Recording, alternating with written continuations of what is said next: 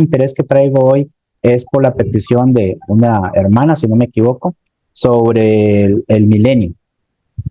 Muchos han estado hablando, siempre se ha estado hablando, es un tema que de que yo me acuerdo, de que yo estaba muy joven, se ha estado hablando acerca de esto, el milenio, del reino de 1000 años y las señales que hay sobre todas estas cosas. Así que vamos a ir a dar un recorrido breve acerca de todo esto y pues poco a poco, si ustedes necesitan interrumpirme, hacerme una pregunta o decirme, hermano, no entendí esa parte, lo que sea, no hay ningún problema, hermanos.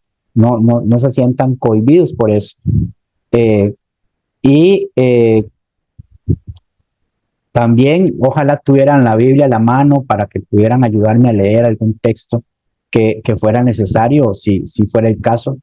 Sí solamente pido que si es un hermano pues hábil en la escritura o tiene un medio más rápido de llegarle a la escritura, pues sea el que más me ayude porque tenemos el tiempo limitado, ¿verdad? Pero bueno, ¿qué realmente esta palabra se expresa así porque hay varios pensamientos sobre él? El milenialismo. ¿A qué se refiere con eso? Muchas personas han escuchado hablar del milenio, muchas, como lo presentan como un tiempo futuro en el que Cristo reinará 1000 años en la tierra. Así es como lo presentan, básicamente. Pero, ¿enseña eso la Biblia realmente? ¿Podemos determinar que la Biblia sí trata este tema tal cual? ¿Es literal o simbólico? Bueno, depende de donde esté registrado, depende de donde lo leamos, porque sabemos que la Biblia tiene libros que son altamente simbólicos. ¿Es algo futuro o ya está en curso?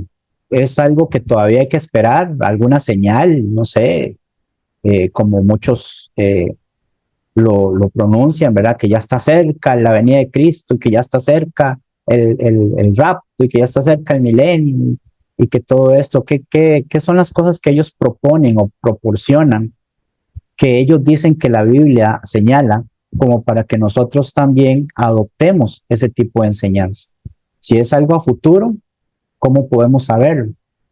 O ya está en curso, ya estamos en los últimos días en esta situación, o ya es algo que ha pasado y que vivimos actualmente. Bueno, este estudio lo que busca es eso, busca responder a esas preguntas. Claramente está en el concepto que como cristianos tenemos. ¿Cuál es ese concepto?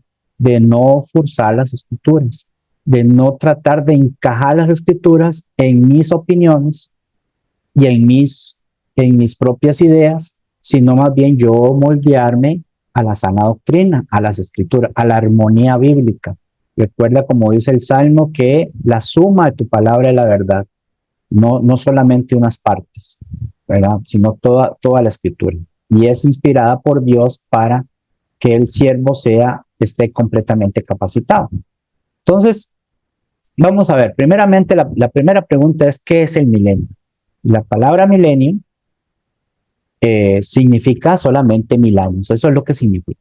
Cuando ustedes digan, están hablando del milenio, a usted lo que se le tiene que venir a la mente es que están hablando de un periodo de 1000 años o 1000 años.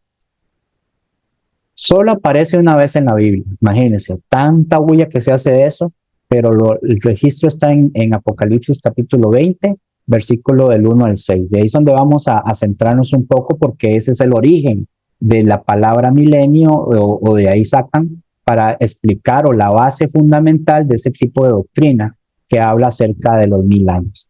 Así que si hermano, no sé si hermano Jesús me puede ayudar, Vargas, con Apocalipsis capítulo 20 del 1 al 6 y podría compartirnos la lectura para tener una idea de lo que dice ahí.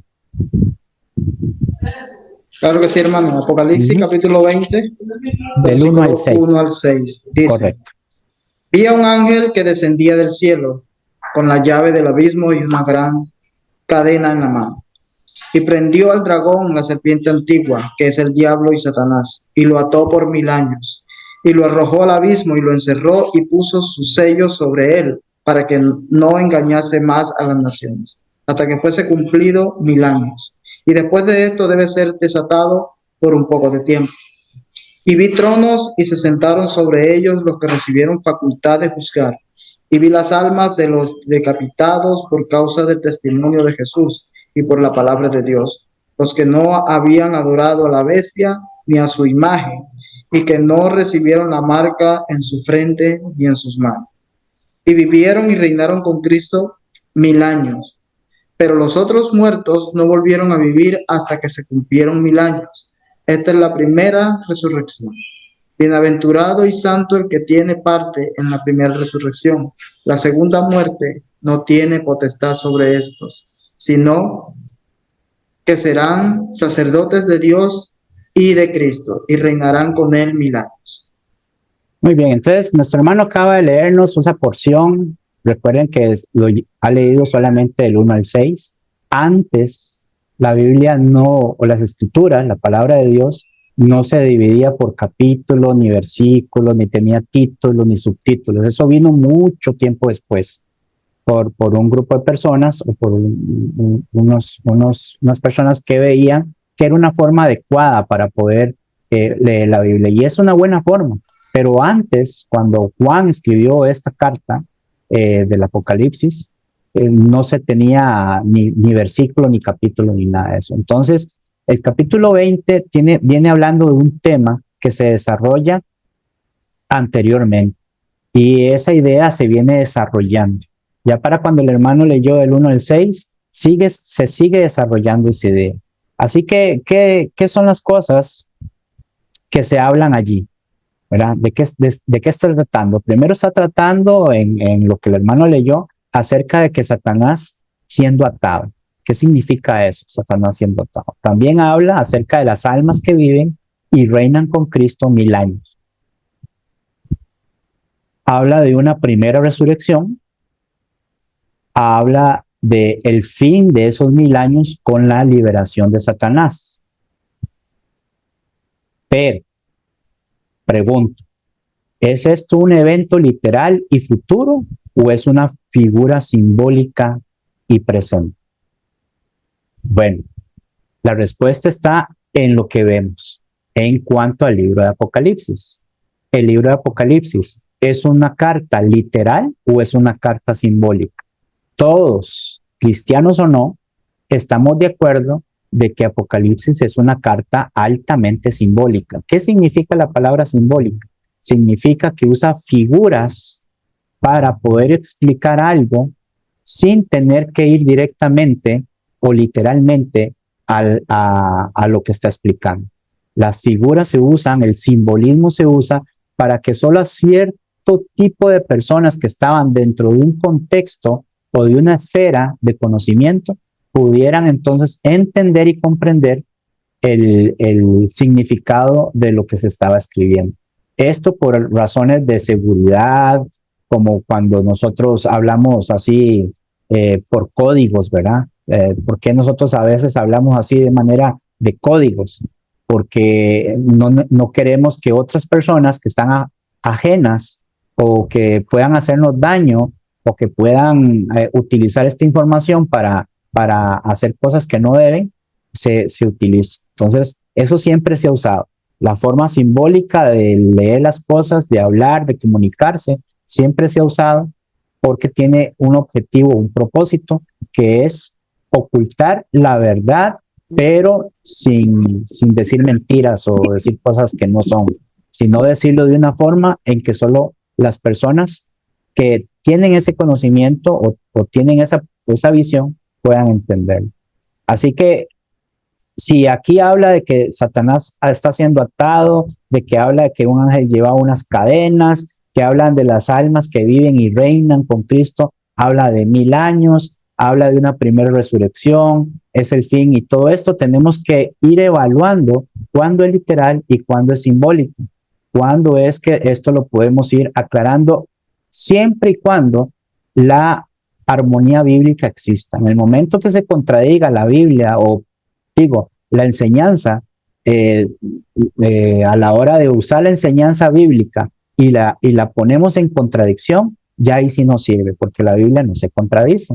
La escritura siempre es veraz, es palabra de Dios, y ella por sí solita puede explicarse bien.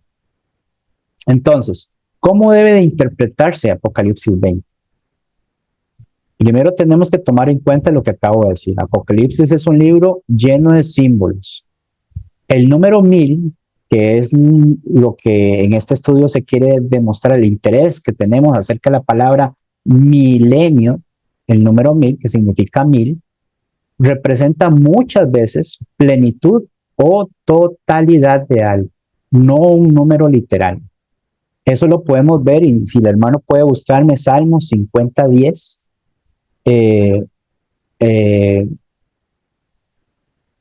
voy a proyectarlo aquí un momentito también para que podamos verlo de la forma en que... 50:10. Sí, por favor, léalo, hermano, mejor léalo. Sí.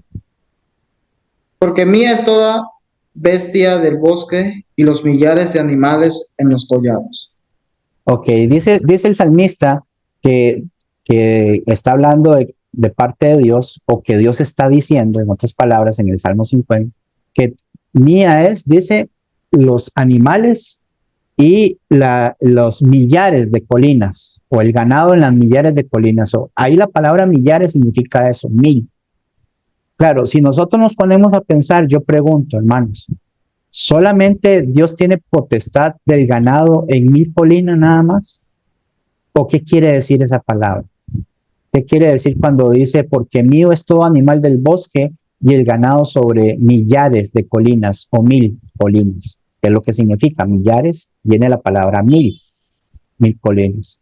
Cualquiera puede decir con su propia razón, sin necesidad de estudiar ni nada de eso, que no es que Dios tenga o es dueño de 1000 colinas o es dueño de ganado que reposan en 1000 colinas. Ninguno diría eso, ni tampoco el salmista lo está diciendo. ¿Qué es lo que está tratando de decir el salmista? Bueno, que la palabra 1000 muchas veces significa plenitud o totalidad, y cuando se expresa la palabra 1000 significa la totalidad de las cosas. Es decir, en otras palabras, cuando en Salmo 50:10 que le dio el hermano, cuando dice, porque mío es todo animal del bosque, no solo del bosque, del desierto, de la playa, de todo lado, de los pantanos y todo. Pero bueno, es una forma de decir que a él todo le pertenece.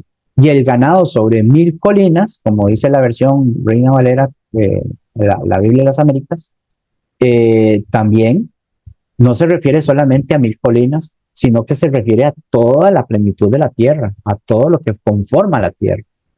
Si todo el mundo puede entender o llegar a comprender eso por la lógica de la pregunta es Dios dueño solamente de 1000 colinas? Nadie va a decir que sí, va a decir no solo de 1000, de toda la tierra. Ah, bueno.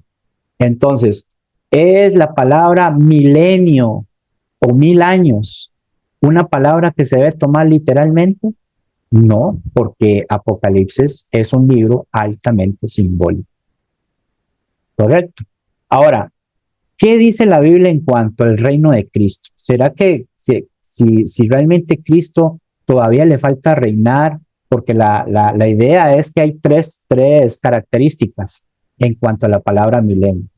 Están los premilenialistas, es una palabra larga, pero premilenialista significa alguien que ve a Cristo en el futuro reinando por 1000 años aquí en la tierra, sentado en el trono de Jerusalén, una vez que construyan el tercer templo. Así es como lo determinan ellos. Están los postmilenialistas, que es que ven a Jesús. Bueno, los premilenialistas, necesitaba añadir esto, que es que después de que vino Jesús y se reinó por 1000 años y todo esto, ¿verdad? Vino antes del juicio. Y los postmilenialistas también tienen que decir que primero vino el juicio, primero vino todo lo que el Señor venía a hacer en su segunda venida, y después viene otra vez por 1000 años, hablando de 3 venidas. La primera cuando nació en Belén, la segunda en su segunda venida como juez, y la tercera como un rey que viene a gobernar 1000 años. Así es como ellos lo plantean. ¿Ves? Entonces, unos que vienen antes del juicio final, otros que vienen después del juicio final. Así es como se plantean. Pero, ¿qué dice la Biblia en cuanto al reinado de Cristo? si nosotros, yo sé que usted determina en sus oraciones y también sabe cómo le llamamos a Cristo, cómo le decimos a Cristo. Él es nuestro ¿qué? Nuestro Rey soberano, ¿no? Él es el Rey de Reyes, son expresiones que nosotros usamos. ¿Y cómo las usamos? Porque Cristo reina ahora, porque Cristo es mi Rey ya, ahora, y lo ha sido desde el momento en que se determinó. ¿Cuándo se determinó? Bueno, eso lo vimos en Hechos capítulo 2, cuando vino el Espíritu Santo y ungió a los apóstoles de poder. Ahí nació la iglesia, ahí nació ahí se estableció el reino de Cristo, porque el reino de Cristo es la iglesia y nosotros somos sus ciudadanos. Y es ahí donde Pedro afirma que Jesús está reinando desde el cielo. ¿Lo puede leer, hermano? Hechos 2, 29 al 36. Si lo puede leer, hermano, estaría bien para que lo veamos. Hechos 2, 29 al 36. Vamos a ir leyendo ahí. Dice así: varones hermanos, se os puede decir libremente del patriarca David, que murió y fue sepultado, y su sepulcro está con nosotros hasta el día de hoy. Pero siendo profeta y sabiendo que con juramento Dios le había jurado que de su descendencia en cuanto a la carne levantaría al Cristo para que se sentase en su trono, viéndolo antes habló de la resurrección de Cristo, que su alma no fue dejada en el Hades ni su cuerpo vio corrupción. A este Jesús resucitó Dios, de lo cual todos nosotros somos testigos. ¿Hasta qué versículo, hermano? 36. 36. Así que, exaltado por la diestra de Dios, y habiendo recibido del Padre la promesa del Espíritu Santo, ha derramado esto que vosotros veis y oís. Porque David no subió a los cielos, pero él mismo dice: dijo el Señor a mi Señor, siéntate a mi diestra hasta que ponga a tus enemigos por el estrado de tus pies. Sepa pues ciertísimamente toda la casa de Israel, que a este Jesús a quien vosotros crucificasteis, Dios le ha hecho Señor y Cristo. Ven, esa es la expresión de Pedro, que Dios le ha hecho Señor y Cristo. Y la palabra Cristo significa ungido, significa rey. Todo lo que Pedro viene hablando desde el 29 al 36 es exaltando lo que Jesús hizo desde la cruz hasta su resurrección. Y cómo es que por ese medio, por eso que pasó, él es otorgado ahora o se le ha otorgado ahora el máximo privilegio, ¿verdad? Por eso es que ya en Mateo también, ustedes se acuerdan, no lo busquen, hermano, pero ya en Mateo, ustedes se acuerdan que dice 28, 19, 20, dice: toda potestad me ha sido dada en los cielos y en la tierra. Por tanto, o sea, con toda esa potestad que tiene, es porque es considerado el rey, porque es considerado el que gobierna. Ese es el papel de un rey, gobernar. Ahora, también en Efesios 1, 20, 22, Jesús está por encima de todo poder.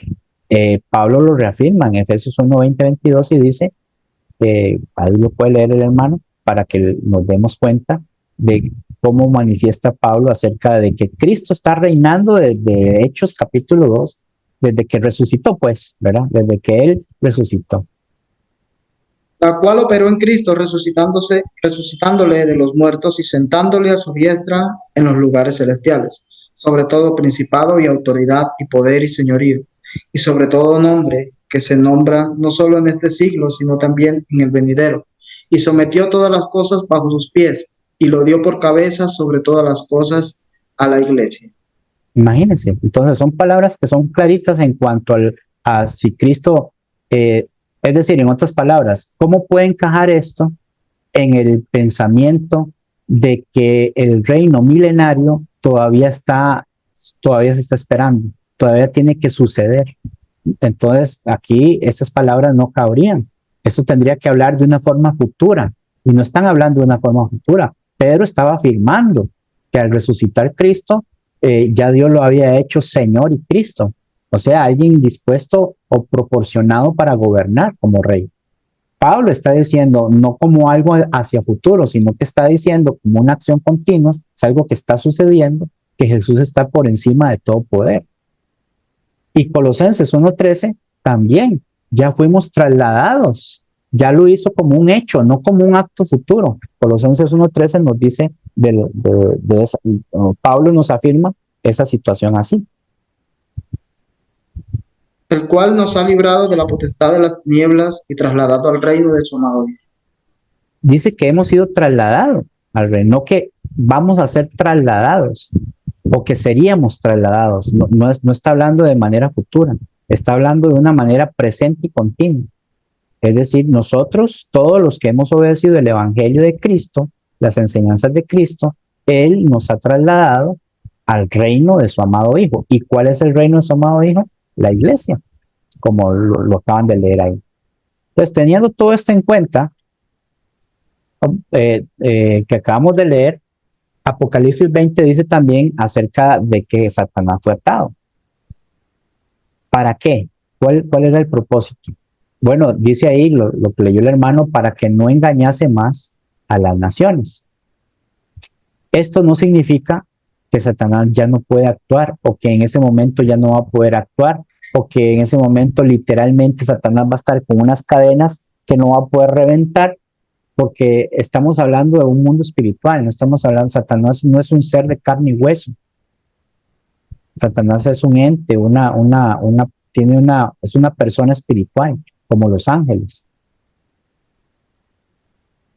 Esto entonces de que Satanás realmente va a ser atado y que la gente dice, es que cuando venga Cristo va a atar a Satanás por 1000 años y todas estas cosas, es hablando del milenio en cuanto a esto, no, así no funciona, así no es como habla la Biblia,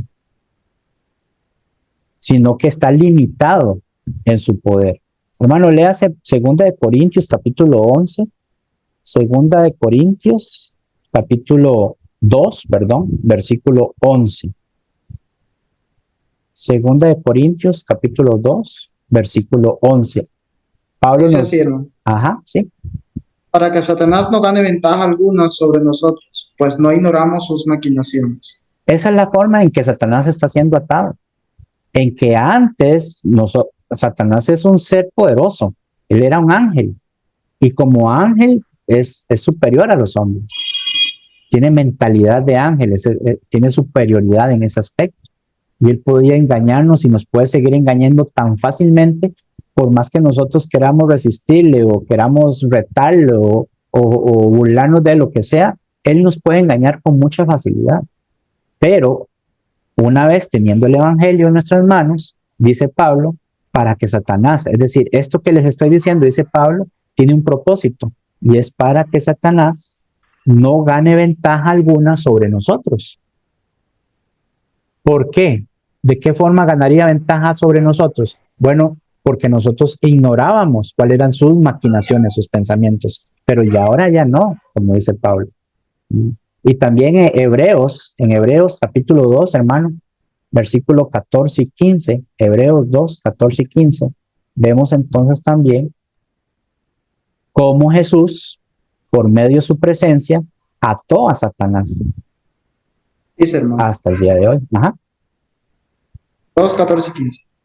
Dice, así que, por cuanto los hijos participaron de carne y sangre, él también participó de lo mismo para destruir por medio de la muerte al que tenía el imperio de la muerte, esto es, al diablo, y librar a todos los que por el temor de la muerte estaban durante toda la vida sujetos a servidumbre.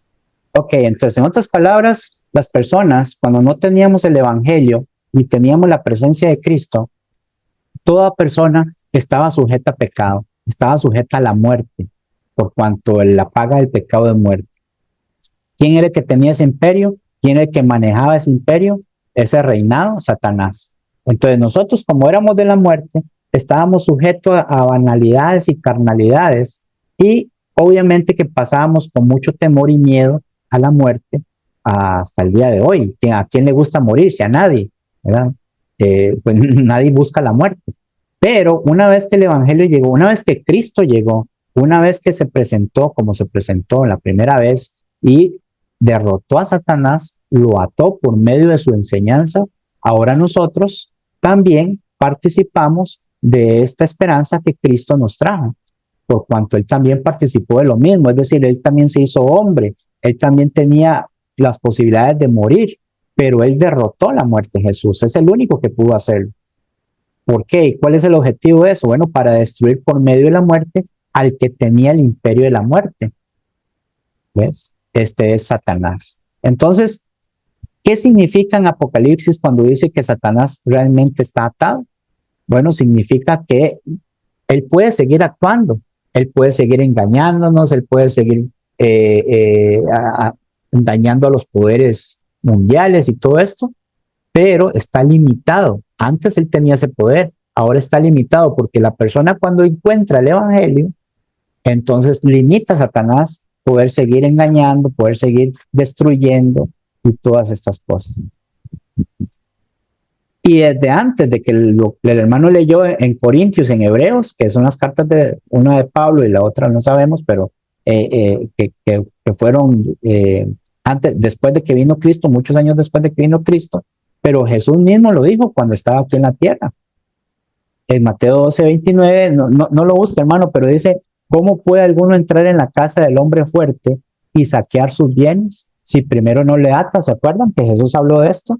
Bueno, ¿por qué lo habló? ¿Qué significaba Jesús cuando hablaba de esto? Estaba hablando de Satanás, que Satanás era un hombre, es decir, era una persona fuerte, era alguien que no podía simplemente ser dominado por los hombres, pero vino este hombre llamado Jesús y sí vino y lo ató por medio del poder de su palabra.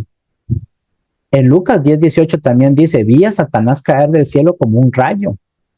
Así es como ató entonces Jesús y su palabra a Satanás. Cuando Juan escribe Apocalipsis, se refiere a estos eventos que estaban pasando, que ya habían pasado y que seguirán pasando mientras el evangelio existe. En Juan 12:31 dice, ahora el príncipe de este mundo será echado fuera. Completamente perdió su poder, perdió todo su imperio, lo perdió. ¿Por qué? Porque el evangelio es más poderoso. Dice Pablo en Romanos 1:16, porque no me avergüenzo del evangelio. ¿Por qué? Porque es poder de Dios. ¿Para qué? Para salvación. Entonces todo esto es lo que mantiene a Satanás atado, no un futuro donde va a venir Jesús a reinar literalmente en un trono en Jerusalén cuando se construye el tercer templo y ahí es donde va a atar a Satanás. No, nada de eso se debe tomar literalmente, porque entonces contradice estas partes de la Biblia y la Biblia no puede contradecirse. Ahora, también habló Apocalipsis, el único pasaje que habla del milenio, habló de la primera resurrección. ¿Qué significa la primera resurrección? Entonces, Apocalipsis habla de una primera resurrección. Los que hablan del milenio dicen que cuando venga Jesús, entonces vamos, se llama el rapto, ¿verdad? La gente va a andar caminando y los que son elegidos, los que están de repente van a desaparecer, las ropas van a caer en el suelo y uno está hablando con alguien y de repente se desapareció y eso es porque Jesús se los está llevando, ¿verdad? A todo mundo, se está llevando a los que van a ser salvos. ¿Por qué? Porque después va a venir Jesús a reinar y ahí es donde va a tener esa batalla campal con Satanás y sus siervos y todas esas cosas. Eso es un poquito más fantasioso realmente, ¿verdad? Pero entonces, ¿por qué? Porque ellos se basan acerca de esto de literalmente hablando de una primera resurrección. Entonces, dice que cuando entreguen a sus muertos, el mar entregará a sus muertos, y etcétera, etcétera, ¿verdad? Están hablando de una primera resurrección. Y después en el juicio final o en el gobierno de esos 1000 años y todo, se habla de otra resurrección y de otro juicio. Y bueno, esa es la parte en la que entonces tenemos que preguntar cómo ellos pueden probar esto por medio de la Biblia sin que se contradiga la Biblia a sí misma.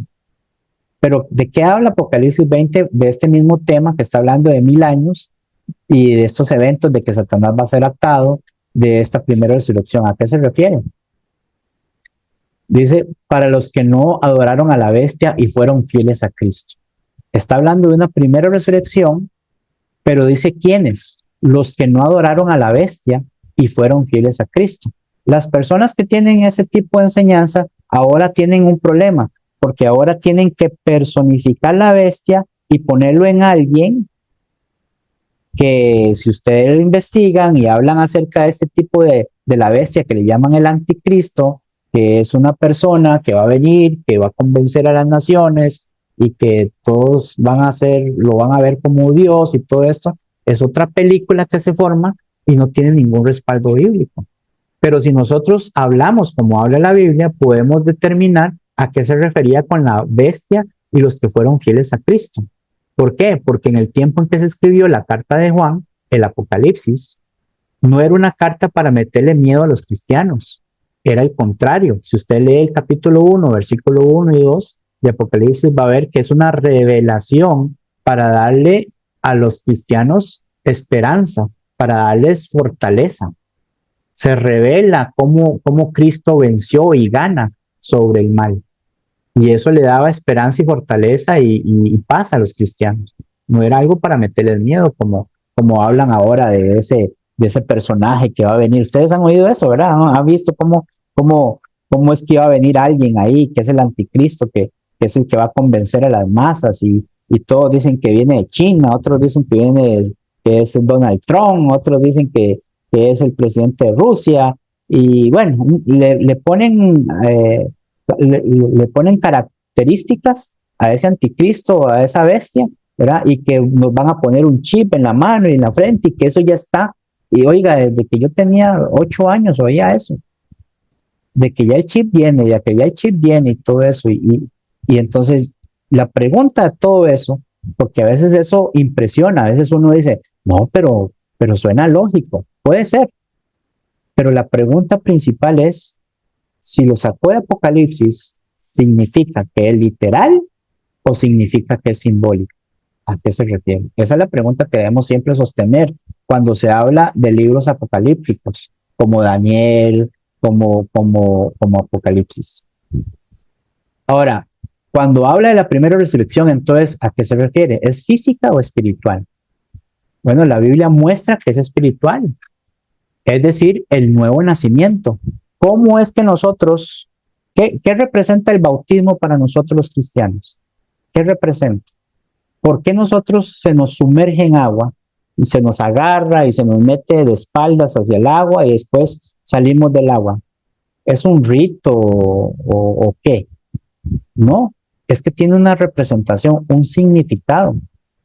La Biblia muestra que nosotros, siendo pecadores y estando ya, que somos personas que no tenemos comunión con Dios, tenemos un medio para tener comunión con Dios. ¿Quién es ese medio? Cristo.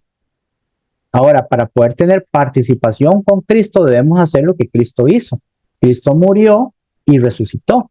Nosotros también tenemos que hacer lo mismo, pero no podemos quitarnos nuestra propia vida, sino que tenemos que hacerlo de forma simbólica, de forma de representación. ¿Cómo lo representamos? Por medio del bautismo.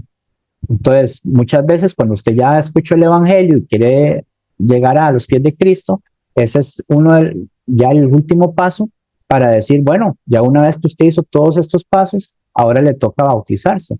¿Pero por qué? ¿Por qué yo no puedo quedarme así ya? No, porque usted todavía pertenece al viejo hombre. Tiene que nacer de nuevo, tiene que resucitar para tener comunión con Dios como así lo hizo Cristo. Eso se refiere entonces a la primera resurrección en Apocalipsis. De eso se refiere. Para los que no adoraron a la bestia, es decir, para los que no siguieron con el paganismo ni con toda la filosofía e ideología romana, que era lo que estaba imperando y eso es lo que se les estaba obligando a meter a la gente en su mente. Y a los cristianos se les estaba siguiendo por eso, porque ellos rechazaban toda esta ideología, ¿sí? Porque fueron fieles a Cristo. En Efesios capítulo 2, versículos 5 y 6, no lo lea hermano, pero dice aquí, Dios nos dio vida juntamente con Cristo. A eso se refiere con la primera resurrección. En Juan capítulo 5, 24 y 25 dice, ha pasado de muerte a vida. Ese sí, hermano, búsqueme Juan capítulo 5, por favor, para ver cuál es el contexto. 24, 25. Juan 5, 24, 25. Sí. De cierto os digo, el que oye mi palabra y cree al que me envió tiene vida eterna y no vendrá a condenación, mas ha pasado de muerte a vida. Ahí está el contexto. Ve que lógica tiene que sí se amolda a toda la escritura. Entonces, cuando Apocalipsis habla acerca de la primera resurrección, que viene hablando de los 1000 años y todo esto, está hablando de eso. Está hablando de cómo es que se estableció. desde que Cristo vino y empezó a predicar el evangelio y empezó a predicarle a los judíos y después se expandió por medio de los apóstoles al mundo entero, ahí en Hechos capítulo 2 se establece el reino firme, el que profetizó Daniel capítulo 2 y capítulo 7, de un reino que iba a ser inconmovible, que iba a permanecer para siempre y que el Mesías iba a llegar a reinar ahí, como vimos que lo dijo Pedro. Ahí vemos una coherencia de idea ahí. Y entonces cuando vemos Apocalipsis, todas estas personas tenían ese conocimiento que tenemos nosotros también, y cuando leían Apocalipsis por primera vez podían entonces identificar a qué era lo que se refería. Digamos, si Apocalipsis se escribió para traerle paz a los hermanos del primer siglo que estaban siendo perseguidos, maltratados y todo, ¿de qué tanta paz le podría haber generado una escritura que diga que eso iba a pasar ahora en el 2025 o que Cristo iba a venir a reinar 1000 años ahora en el 2030 o en los señales que ya la gente está diciendo que se está viendo? ¿Qué tanto consuelo les iba a traer a los primeros hermanos? De ninguno, ¿verdad? Es como que yo le diga, hermano Jesús Vargas, yo viera que mi papá me heredó millones de dólares y yo quiero compartirlos con usted, pero todavía no, hasta que usted tenga 100 años. Entonces el hermano que va a decir, ay, muchas gracias, pero no gracias. ¿Verdad? ¿Para qué quiero yo eso hasta los 100? Yo lo quiero ya. Yo quiero esa esperanza ya, de saber que puedo obtener esa ganancia. Bueno, Apocalipsis se escribió con ese propósito. Pero los sectarios dicen, bueno, el milenio, que ya casi viene Cristo a reinar y todo eso. Así que, hermanos, no podemos ignorar estas cosas. También en Colosenses 3:1 nos dice, si habéis resucitado con Cristo, ¿verdad? No, en otras palabras, si somos nuevas criaturas, es porque hemos hecho esto. Hemos oído, hemos creído, nos hemos arrepentido, hemos confesado y nos hemos bautizado. Así es como se hace un cristiano. Y así es como entonces, como cristianos, somos conciudadanos del reino de los cielos, del reino de Cristo. ¿Cuál es el reino de Cristo? Ese reino está en el cielo, pero está representado aquí por la iglesia. La iglesia es el reino de Cristo. ¿Por qué? Porque si el reino fuera, como dicen los premilenianistas, de que eso va a ser hasta que Cristo venga y se establezca por 1000 años, entonces tenemos que creerles a ellos o creerles a Jesús cuando dice ¿cómo le dijo Jesús a Pilato cuando habló del reino? ¿Se acuerdan de la frase? ¿Cuál fue la frase que usó Jesús cuando habló Jesús de su reino? Mi reino no es ¿qué? Mi reino no es de este mundo, dijo. Si mi reino fuera de este mundo, mis súbditos pelearían por mí. Pero como mi reino no es de este mundo, ¿ves? A eso le dijo Jesús a Pilatos. Entonces, ¿cómo es que nosotros o las personas van a aceptar que vengan otras personas diciendo que el milenio es un reino futuro que va a establecer Cristo literalmente en 1000 años, él sentándose en el tercer templo, porque el templo de Jerusalén no está construido ni nada, ya sé, y como que lo vayan a construir, no, y si lo fueran a construir, no va a ser literal como lo dice, como lo pidió Dios con el diseño que le dio a Salomón para construirlo. No puede ser igual, porque todo eso se perdió.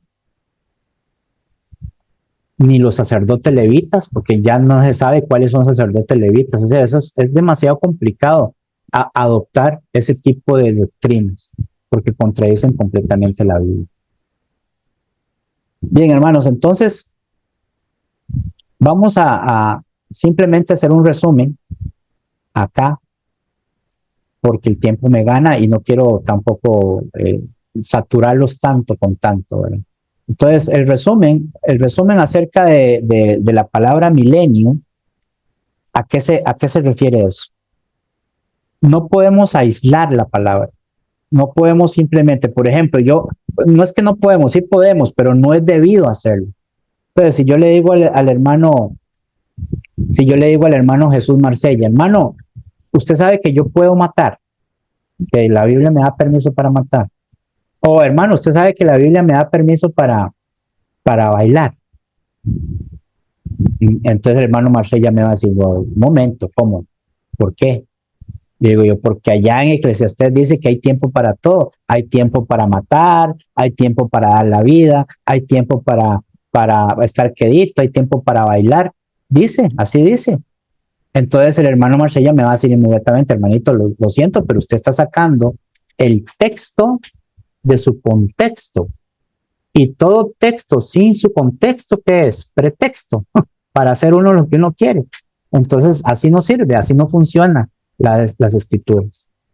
Entonces, cuando la gente habla de milenio, solamente la base, sacan un montón de pasajes más, pero la base principal para poder montar su enseñanza tiene que ver con Apocalipsis capítulo 20 y lo que leyó el hermano.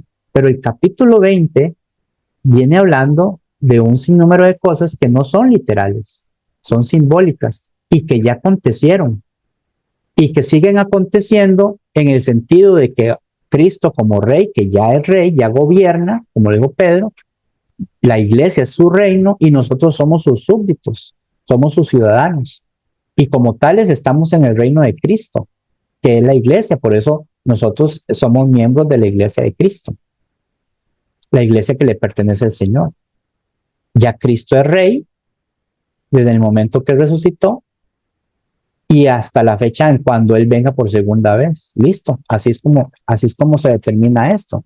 Entonces, en resumen, lo que menciona Apocalipsis en cuanto a los 1000 años solo es una parte de algo más grande, de algo superior, que es que Satanás es atado, sí, pero por medio del Evangelio, lo cual limita su poder para engañar, porque ahora ya tenemos conciencia de lo que está haciendo. Esta atadura no es literal, sino que espiritual. Y comenzó con la obra redentora de Cristo, es decir, el que trajo Cristo, que es el Evangelio, las buenas nuevas. ¿Que habla de los 1000 años? Bueno, sí, sí habla de los 1000 años, pero no representa un reinado literal, ni siquiera futuro, sino un periodo simbólico completo, absoluto. Es decir, que Cristo va a reinar por siempre y para siempre. Pero sí se puede hablar de un principio que fue en Pentecostés. ¿Y eso cuál va a ser su final? Nunca, va a ser para siempre. ¿Mm?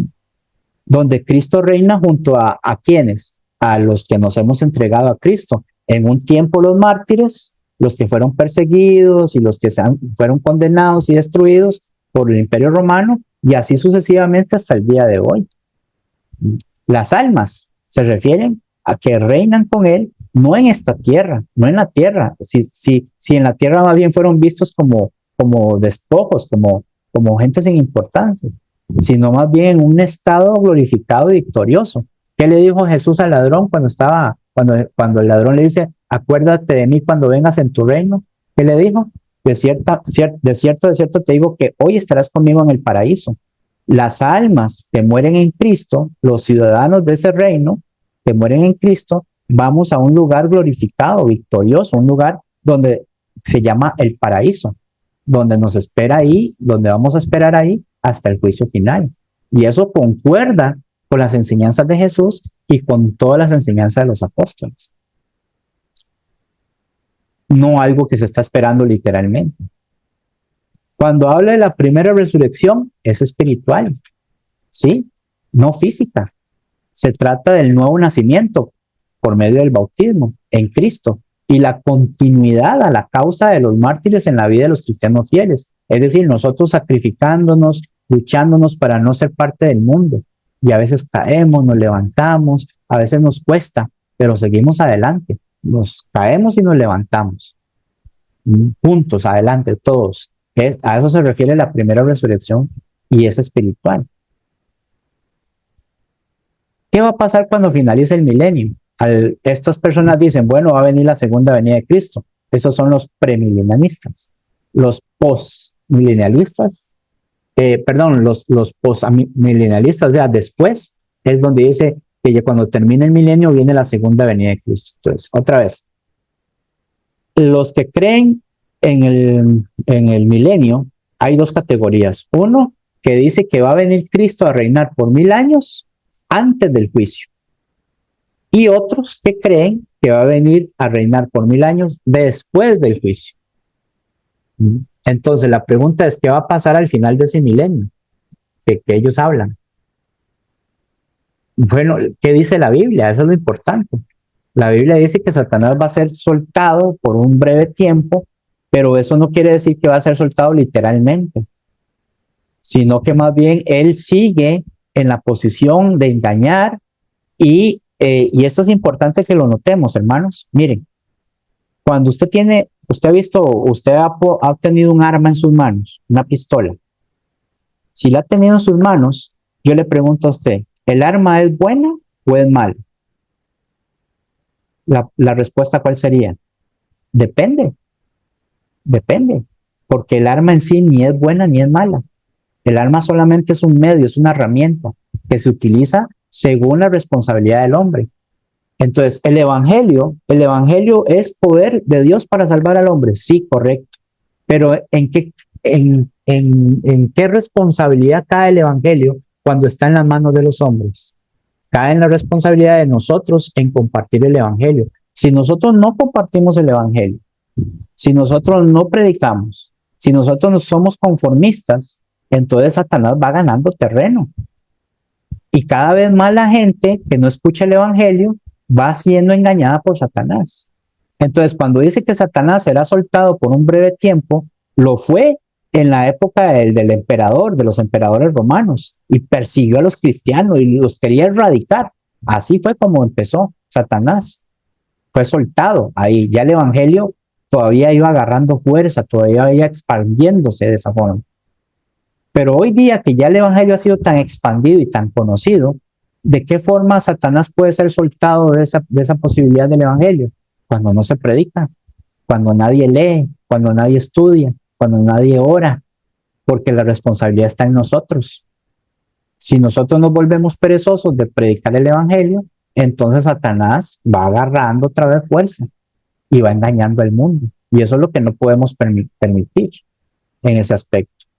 Así que mientras el evangelio tenga poder, Satanás va a seguir siendo atado. Cuando el evangelio pierda poder por culpa de nosotros, entonces Satanás se suelta. A eso se refiere. Y ha pasado, como le digo, en todos esos periodos de tiempo. ¿Se acuerdan en los tiempos del oscurantismo, la Edad Media? Las iglesias de ese entonces no permitían que la población leyera la Biblia en un lenguaje cómodo. Tenían que leerla en latín y nadie entendía latín. Y entonces, si no se comprende la Biblia, no se entiende cuáles son las maquinaciones de Satanás y Satanás se libera para hacer lo que quiere, para engañarnos como quiere. A eso se refiere en ese contexto. ¿Y a qué se refiere entonces con el juicio final? A eso nada más, que será un juicio universal, que el Señor Jesús va a venir y que va a recompensar, a uno los va a poner a la izquierda y a otros a su derecha. A los de la derecha les va a decir, venid benditos a la morada de mi Padre, y a los de la izquierda les va a decir, los va a mandar al infierno. Así de fácil. Todos los muertos van a resucitar y serán juzgados según sus obras, como dice la palabra. Aquellos no inscritos en el libro de la vida serán lanzados al lago de fuego junto con Satanás, la muerte y el Hades, como dice Apocalipsis. Esa es la coherencia de lo que se está estudiando. Entonces, el contenido refuta este contenido que ellos mismos utilizan para decir que el milenio es algo que todavía necesita pasar. Este mismo pasaje lo refuta a ellos. Lo que ellos mismos usan, lo refutan. ¿Por qué? Porque Apocalipsis no menciona la segunda venida de Cristo. Apocalipsis 20 en ningún momento dice la segunda venida de Cristo. No menciona ni habla de un reino literal en la tierra. Usted búsquelo, no lo va a encontrar. No presenta un trono terrenal de David, como ellos dicen que va a venir a gobernar ahí y se va a sentar en el trono de David, ahí en Jerusalén, en Israel. No, ¿dónde dice eso en Apocalipsis 20? Y no sitúa a Jesús en un reinado desde Jerusalén. No, nada de eso va a pasar. Entonces, mis hermanos, yo espero que con este estudio, perdón, se me pasó un poco más el tiempo, pero espero que con este estudio tengamos una breve idea de que el milenio es algo fantasioso, es ficticio. así como lo plantean ellos. No importa si le sacan 1000 pasajes, pero si los pasajes se contradicen a sí mismos, no vale, porque la Biblia no se contradice, tiene que armonizar. Y la raíz principal de esa idea nace en Apocalipsis capítulo 20, y Apocalipsis capítulo 20 no menciona nada de lo que ellos están hablando o diciendo que va a pasar o que está por pasar o etcétera, etcétera, sino que ya vimos a lo que se refería Apocalipsis capítulo 20. Muchas gracias, hermanos, que el Señor les bendiga y muy amables por su paciencia. Gracias, hermano, por este maravilloso estudio relacionado al tema del milenio. Yo sé que cada uno de ustedes tiene preguntas o quieren acotar algo, pero voy a aprovechar yo. Bueno, yo quiero también aportar algo acerca de este tema bastante importante, ¿no? Es una idea que se ha venido proyectando desde hace mucho tiempo atrás, incluso no solamente en algunas sectas de iglesias, sino que lamentablemente en algunas iglesias de Cristo han adoptado esta idea y incluso hasta la han defendido a tal punto de caer y llevar a otros también al error. Hermanos, yo quiero también acotar que allí ellos también se basan en el libro de Zacarías. También mencionan algunos textos de Zacarías donde los animales salvajes iban a convivir juntamente con la humanidad. Los animales de veneno perderán el veneno. Cosas de esas ellos la afirman allí.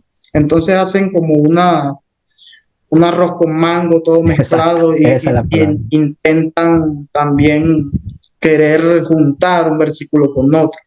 Pero lo que más nos debe llamar la atención es que existen muchas teorías relacionadas al milenio, premilenialismo, el postmilenialismo y todas estas cosas, y se contradicen. No hay una idea clara en todas estas cosas, porque principalmente no es una idea que proviene de la Biblia.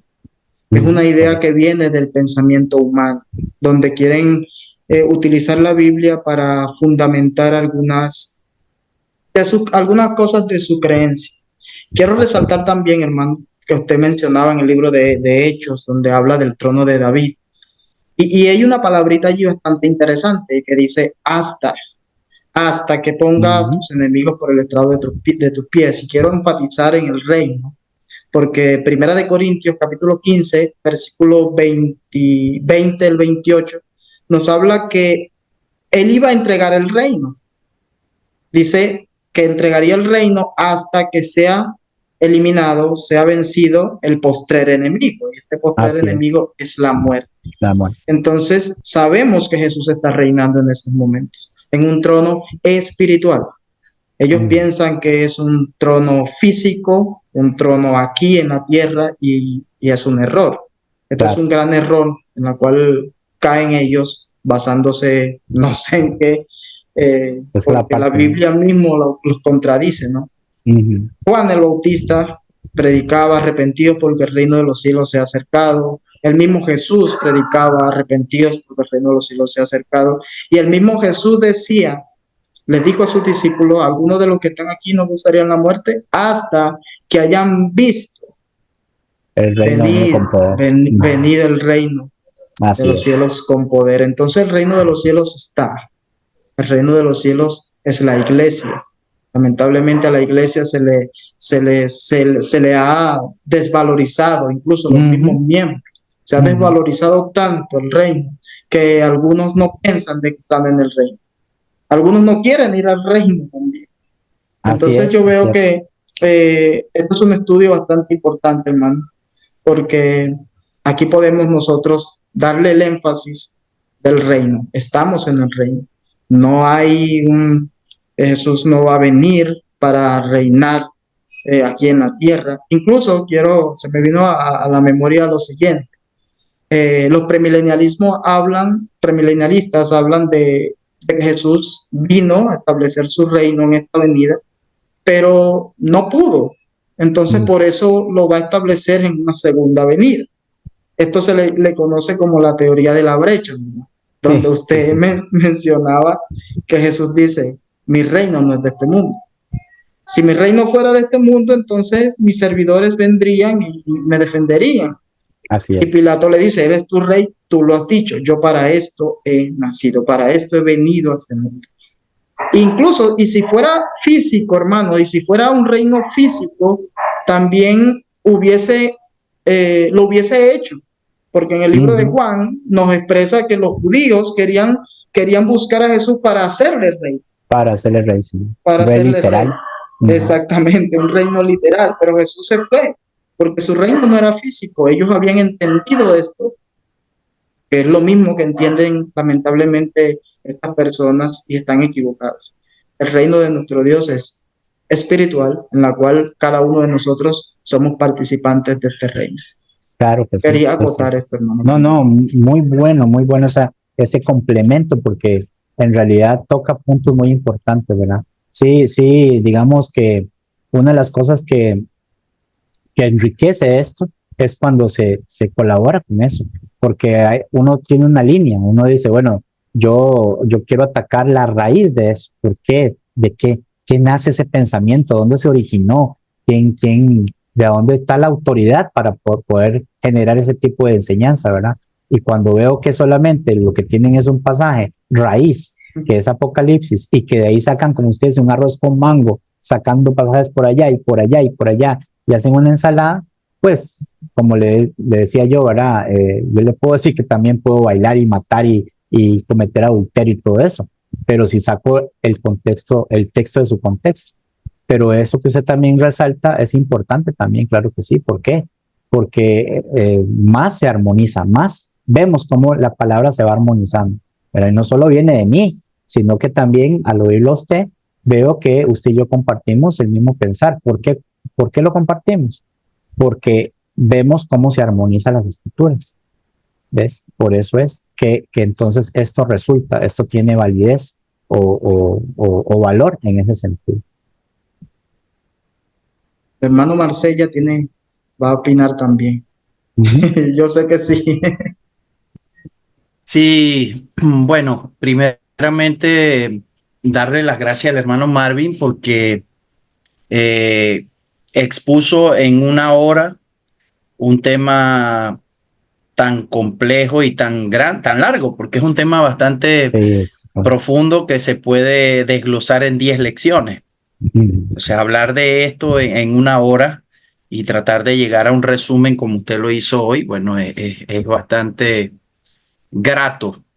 Y de gracias. verdad te quiero agradecer, hermano, porque queda la herramienta para los hermanos que no se pudieron conectar y puedan escuchar la lección después.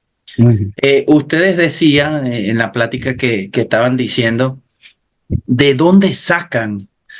De un pasaje, de un simple pasaje, sí, pero la raíz, lamentablemente, es muy lamentable que la raíz de todo este asunto parte de que las iglesias denominacionales, sectarias, que son de esa corriente, Uh -huh. lamentablemente con el paso del tiempo han copiado el uso y enseñanzas de las raíces sionistas, es decir, son Correcto. una copia barata de el pueblo judío de la actualidad. Entonces, hacen una mezcla de creencias adoptadas del Antiguo Testamento y trasladadas hacia el Nuevo, enfatizando la gracia de Jesucristo, pero no dejando de arrastrar las raíces del Antiguo Pacto, del Antiguo Uh -huh. Testamento. Uh -huh. Entonces, hay una mezcla de ideas. Los testigos contra Jehová lo hacen, los adventistas lo hacen, las iglesias evangélicas lo hacen, y todo tiene un punto de raíz. Ahora, mientras ustedes están hablando, yo tenía pues pensando, ¿no? Uh -huh. Que todo es un conflicto, porque para levantar el tercer templo, que viene la raíz judía, mesiánica, del Mesías del Antiguo Testamento que viene y los judíos lo esperan. Sí, Entonces, que es, de ahí parte todo este problema, porque ellos están esperando al Mesías que venga, literalmente. claro, Entonces va a levantar el templo. Ajá, pero eso también representa un problema, porque del antiguo exacto. templo lo único que queda es el muro, que hoy en día se conoce como el Muro de los Lamentos. Mm, Entonces, ¿qué hay más allá? Pues hay unas edificaciones que se consideran sagradas, pero lamentablemente el domo y la cúpula que está allí la usan los musulmanes. los musulmanes, territorio ocupado Entonces, por ellos. está allí. Entonces, Mm, imagínense, eso representa destruir algo que ellos mismos, incluso los mismos musulmanes, estando dentro de ese mismo territorio, se, se, se, se cohíben o sea, es un territorio sagrado para ambos bandos, o sea, no se puede generar una guerra allí. Entonces, mm. ahí como decimos aquí en Venezuela, se les tranca el serrucho en su teoría, porque Sí, ¿cómo pero sí, entonces? al punto, claro. ¿Cómo? Es imposible, hermano. Y ahora, Se bueno, les con hace estas incorrecto. guerras que han pasado y todos estos asuntos, con el domo de hierro y esta guerra. Entonces, hermano, mire, es un tema muy complejo, pero bíblicamente, como usted lo ha expuesto hoy, pues queda la herramienta. Y de verdad, hermano Marvin, gracias por la enseñanza. No la había visto desde esa perspectiva tan sencilla y tan Mm, puntual. Así que mm. bueno, te quiero agradecer personalmente. Yo sé que mis hermanos están contentos al igual que yo. Dios te No, no, bendiga, solo hermano. gracias. Gracias, gracias a ustedes porque de eso se trata. Yo sé que hay cosas que hacer, yo sé que hay cansancio, yo sé que hay todo esto, pero realmente cuando hay dudas y se tiene este tipo de ventajas de que no tengo una explicación adecuada de cómo entender todas estas cosas, es donde hay que forzar el cuerpo y sacar el tiempo necesario para poder ir comprendiéndolo. Como usted dice, gracias al hermano Jesús Vargas y todo eso que tenemos el YouTube, ahí pueden consultar, ahí pueden preguntar también. Tenemos el grupo que mi hermano me invitó de WhatsApp, ahí pueden seguir analizando, pueden seguir preguntando. Todo no se va a aprender de un solo golpe, tiene que irse absorbiendo poco a poco, pero para eso se necesita el interés, la necesidad de querer aprender, ¿verdad? Si usted dice, bueno, no, la verdad es que eso a mí no me llama la atención, bueno, pero entonces recuerde que hay hermanos y hermanas, como decía Jesús, que están siendo confundidos y no queremos que estos hermanitos se vayan a ir por un lado equivocado, porque no queremos el mal para ellos. Entonces siempre es bueno rescatar y pensar un poco acerca de todas estas falsas doctrinas y enseñanzas que tienen una ilógica, como decía el hermano Jesús Marsella, bien expuesto, ¿verdad? Con solo que ellos empiezan a hacer conexiones literales de los tiempos de la ley de Moisés, del Antiguo Testamento, y querer llevar esa línea, esa raíz, esa línea de linaje, de reinado y todo esto, hasta nuestros tiempos o hacia el futuro, ya se les hace un colocho, era un arroz con mango, decía el hermano. Y les cuesta mucho afinar eso. Y por eso hay debates y debates y debates en cuanto a eso y no se ponen de acuerdo. Y las iglesias de estos que creen en el milenio no están de acuerdo con otras que también creen en el milenio. Y es un zafarrancho. ¿Por qué? Porque no usan la Biblia de forma en que la Biblia sea la que exponga, la que enseñe, sino que ellos forzan a la Biblia a que digan lo que ellos quieren que la Biblia quiere que diga, ¿verdad? Y así no es la cosa. ¿A usted no le gustaría con que alguien venga y le diga, oiga, dígale a aquella persona que dijo usted, como si usted lo dijera, que esto y aquello que lo va a comprometer? Usted diría, no, un momento, no, a mí no me meten eso, ¿verdad? Yo no tengo vela en ese entierro. Bueno, la Biblia exige lo mismo. La Biblia no dice, no, un momento, no me ponga en situaciones en las que yo no he dicho cosas, porque yo lo que digo es esto y esto y eso. Pero así es, hermanitos, yo estoy muy feliz de saber que con la contribución de ustedes y con esto que se está haciendo, podemos, por la gracia de Dios y la ayuda de Él, convencer a algunos corazones que estén confundidos o reforzar la fe sólida que tenemos en el Evangelio.